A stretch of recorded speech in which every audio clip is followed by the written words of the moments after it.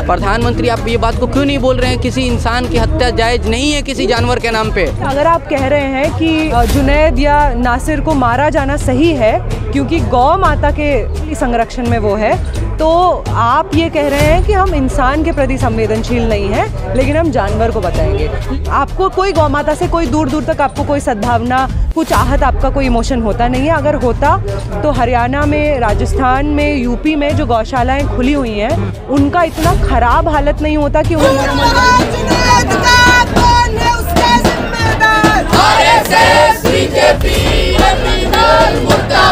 और ऐसा दौर आ गया है कि ना नेता कुछ बोल रहे हैं। जनता जब चुन के आपको भेजती है, क्यों भेजती है? ताकि आप सिक्योरिटी प्रोवाइड कर सके, एम्प्लॉयमेंट प्रोवाइड कर सके, शिक्षा प्रोवाइड कर सके। आप कुछ प्रोवाइड नहीं कर रहे हैं। एक शर्म की बात है इस देश के लिए कि आप गाय के नाम पे तो मार रहे हैं लोगों को, लेकिन इसी देश से विदेश में एक्सपोर्ट सबसे ज्यादा हो रहा है और भाजपा के बड़े नेता लोग ये एक्सपोर्ट करते हैं, इनका धंधा चल रहा है उससे। ऐसा पॉसिबल कैसे है कि पुलिस को आप बोल दे रहे हैं कि तुम्हारा टांग तोड़ देंगे और पुलिस कुछ कर नहीं रही है? ये तो सोचने वाला बात है ना कि आप कैसे दौर में रह रहे हैं जहाँ पे पुलिस को धमकी दी जा सकती है गुंडों द्वारा और पुलिस कुछ नहीं करती। आप कैसे दौर में रह रहे हैं जहाँ पे ओपनली एक इंसान दूसरे इंसान के प्रति सिंपैथी महसूस नहीं करता है। मॉब जस्टिस वैलिड हो गया है।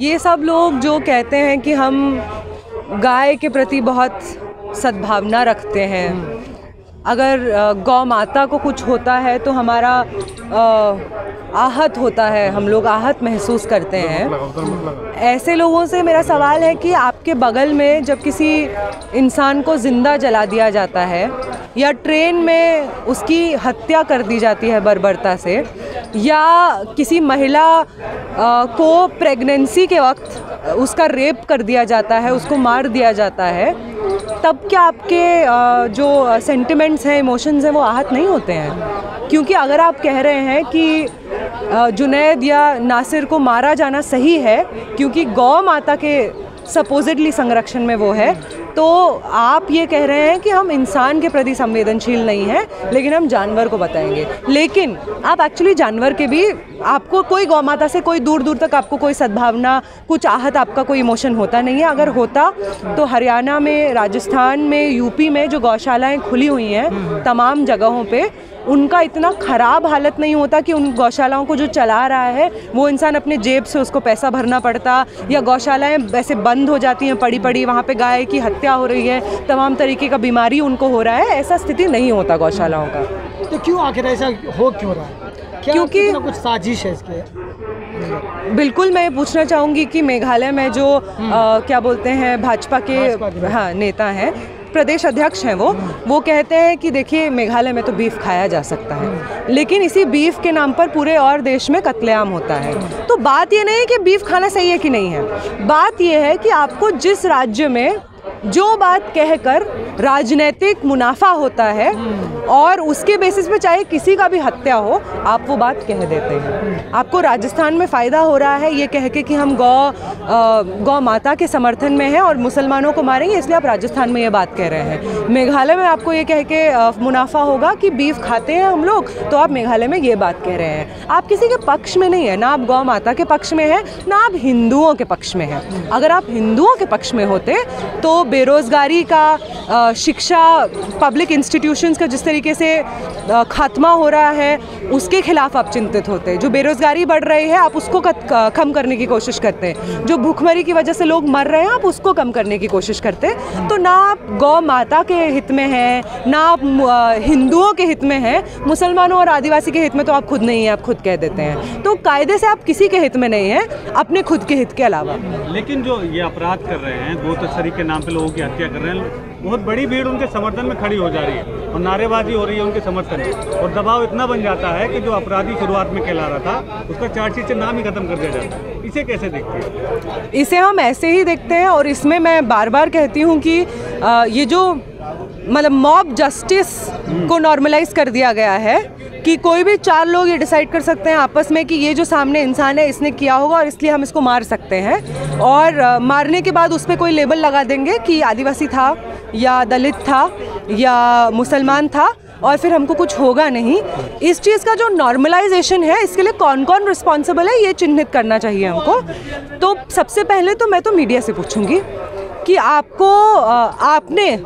आपके पास इतना पावर था कि आप लोग को हर एक फैमिली के घर के अंदर, उनके ड्राइंग रूम के, उनके बेडरूम में जगह मिली, टीवी के थ्रू आप उन तक जा पाए, फ़ोन के थ्रू आप उन तक जा पाए, और आपने इस रिस्पॉन्सिबिलिटी को, मतलब कायदे से आपके पास ये जो एक्सेस था, ये एक जिम्मेदारी थी।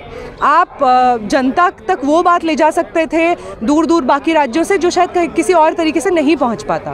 तो आपको जो ये एक्सेस मिला, उसको रिस्पॉन्सिबिलिटी समझने के बजाय आपने जो मॉब जस्टिस और पब्लिक ट्रायल शुरू किए हैं लोगों के, जो आपने जिहाद का बेमतलब इलॉजिकल व्याख्या दे दिया है जिसका कोई एकेडमिक बेसिस नहीं है, लॉजिकल बेसिस नहीं है।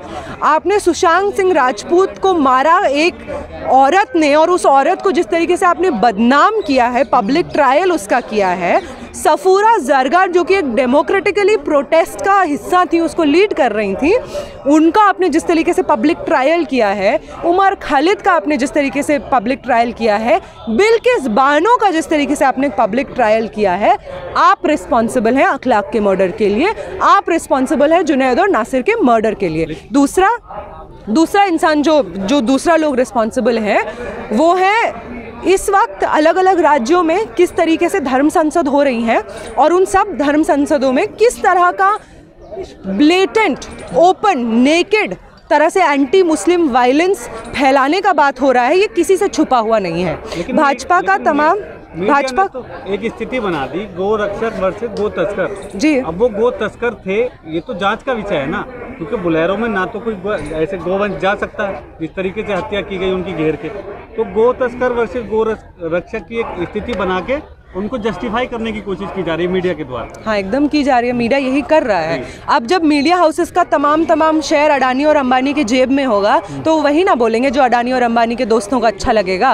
तो इसीलिए वो वही बोलते हैं जो अडानी अंबानी के दोस्तों को अच्छा लगता है। इसीलिए ऐसा होता है कि जब एनडीटीवी का शेयर्स खरीद लिया जाता है, जो तमाम रिपोर्टर्स हैं उनको रिज़ाइन करना पड़ता है, क्योंकि वो समझ जाते हैं कि जहाँ से हमारा पैसा आएगा वो हमारे जर्नलिज्म की सच्चाई को सपोर्ट नहीं करेगा। तो मीडिया पर तो एक बहुत बड़ा फैसला है कि जहाँ पे इनजस्टिस होता है, मीडिया उस इनजस्टिस को प्रोपोगेट, सपोर्ट करता है।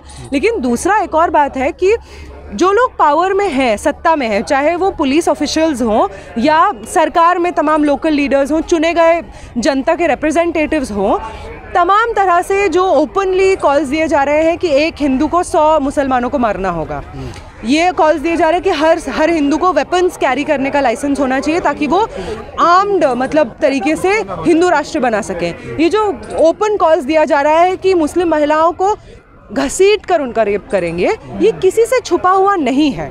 और अगर ये छुपा हुआ नहीं है, मुझे मालूम है, आपको मालूम है, इस जगह जो 10 लोग बैठे हैं उन सबके फ़ोन में वो वीडियो मौजूद है, तो ऐसा लोग सड़क पे क्यों घूम रहा है? क्यों ये हमारे देश के सड़क पे खुले तौर पे कॉन्फिडेंटली घूम सकते हैं, और सिद्दीकी कप्तान, उमर खालिद, इस तरह का तमाम लोग जो डेमोक्रेटिकली प्रोटेस्ट कर रहा था, जो उनका अधिकार है बाय कॉन्स्टिट्यूशन, वो लोग जेल में हैं विदाउट एनी एविडेंस। और ऐसा दौर आ गया है कि ना नेता कुछ बोल रहे हैं। जनता जब चुन के आपको भेजती है, क्यों भेजती है? ताकि आप सिक्योरिटी प्रोवाइड कर सके, एम्प्लॉयमेंट प्रोवाइड कर सके, शिक्षा प्रोवाइड कर सके। आप कुछ प्रोवाइड नहीं कर रहे हैं। ऐसा पॉसिबल कैसे है कि पुलिस को आप बोल दे रहे हैं कि तुम्हारा टांग तोड़ देंगे और पुलिस कुछ कर नहीं रही है?